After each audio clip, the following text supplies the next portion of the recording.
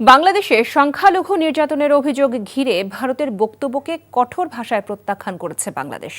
ভারতের পররাষ্ট্র মন্ত্রণালয়ের মুখপাত্রের সাম্প্রতিক মন্তব্যকে ভুল, অতিরঞ্জিত ও উদ্দেশ্য প্রণোদিত বলে আখ্যা দিয়েছে অন্তর্বর্তী সরকার।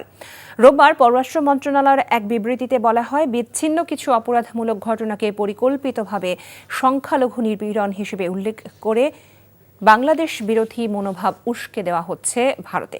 এতে দেশটির কিছু মহলের পক্ষপাতদুষ্ট ভূমিকার অভিযোগও তোলা হয়। বিবৃতিতে আরও বলা হয়, যার মৃত্যুর প্রসঙ্গ উল্লেখ করা হয়েছে তিনি একজন তালিকাভুক্ত অপরাধী ছিলেন এবং ঘটনাটি ছিল একটি সাধারণ অপরাধমূলক কর্মকাণ্ড যার সঙ্গে সংখ্যালঘু নির্যাতনের কোনো সম্পর্ক নেই। এ ধরনের বিভ্রান্তিকর প্রচার বন্ধ করে পারস্পরিক আস্থা বজায় রাখার আহ্বান জানানো হয় বিবৃতিতে।